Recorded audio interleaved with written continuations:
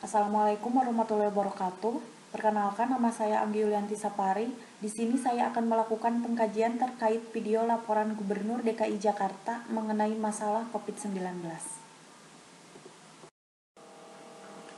Peningkatan wabah Coronavirus Disease 2019 atau COVID-19 yang mengalami peningkatan jumlah kasusnya dan kondisinya sudah darurat lebih darurat dari sebelumnya. Upaya yang akan dilakukan pemerintah Provinsi DKI Jakarta untuk penanggulangan masalah tersebut, yakni yang sudah direncanakan adalah pemberlakuan kembali pembatasan sosial berskala besar. Peningkatan kasus COVID-19 di Jakarta per tanggal 9 September 2020 mencapai angka 49.837 kasus. Dilihat dari parameter angka kematian dan juga angka kasus aktif. Di sini mengalami peningkatan yang sangat signifikan di bulan Agustus dan juga September, yakni angka kematian 1.347 atau sekitar 2,7%, bisa dibandingkan dari angka nasional lebih rendah, yakni 4,1%, dan juga dibandingkan dari angka global yakni 3,3%. Secara persentasi memang rendah, namun secara nominal angka tersebut terus meningkat setiap harinya. Selanjutnya adalah angka kasus aktif. Angka kasus aktif yakni adalah orang-orang yang positif COVID-19 yang menjalani isolasi dan juga perawatan namun belum dinyatakan sembuh. Pada kasus aktif ini dibagi menjadi 3 kelompok, yakni 50% orang tanpa gejala, 35% orang bergejala ringan, dan 15% orang bergejala sedang dan juga berat. Upaya yang dilakukan adalah pemberlakuan kembali pembatasan sosial berskala besar, semua yang dikerjakan di rumah, dan tidak ada perkumpulan massa, seperti penutupan tempat-tempat hiburan, kegiatan perkantoran esensial, sekolah-sekolah, kecuali mungkin usaha makanan atau kafe yang diperbolehkan untuk dibuka namun hanya take away, karena tempat ini adalah salah satu tempat interaksi penularan. Kemudian juga penambahan rumah sakit rujukan.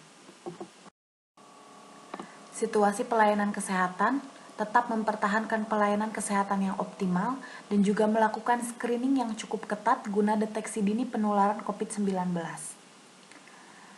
Pelayanan kesehatan harus tetap berjalan secara optimal dan juga maksimal, aman bagi pasien dan juga tenaga kesehatan lainnya, dengan berbagai penyesuaian berdasarkan panduan penanganan COVID atau protokol kesehatan.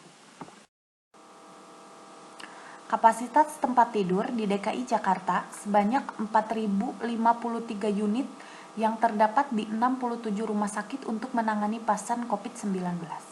Jika dilihat dari ketersediaan tersebut, maka kapasitas tempat tidur, alat perlindungan diri, hingga obat-obatan yang dimiliki oleh pemerintah Provinsi DKI Jakarta sudah terpakai sebanyak 77%. Melihat kondisi tempat tidur yang sebentar lagi akan menyentuh ambang batas, membuat Provinsi DKI Jakarta kembali menetapkan pembatasan sosial berskala besar.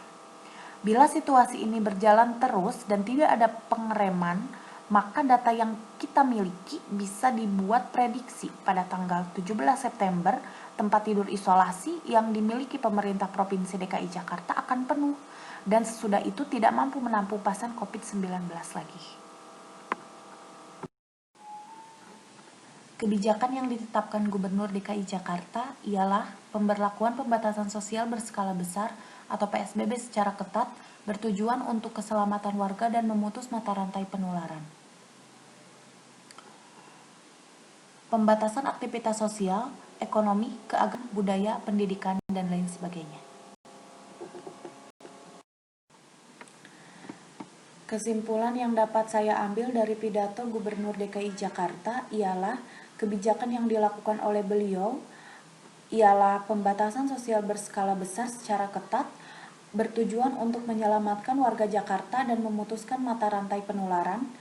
Kemudian dilihat dari aspek jumlah peningkatan kasus aktif dan mulai keterbatasan tempat, alat, dan juga obat, maka Jakarta sudah dalam kondisi yang sangat darurat. segala upaya pelayanan kesehatan yang ditetapkan mulai dari penambahan kapasitas rumah sakit. Namun, meskipun peningkatan kapasitas rumah sakit, tapi jumlah kasus aktif di Jakarta itu sendiri pertambahannya lebih cepat daripada penambahan kapasitas daya tampung, maka ini hanya mengulur waktu saja. Sesuai prediksi, kurang dari 1 bulan maka rumah sakit di Jakarta akan penuh. Mungkin itu yang dapat saya sampaikan. Mohon maaf bila ada kesalahan-kesalahan kata. Terima kasih. Wassalamualaikum warahmatullahi wabarakatuh.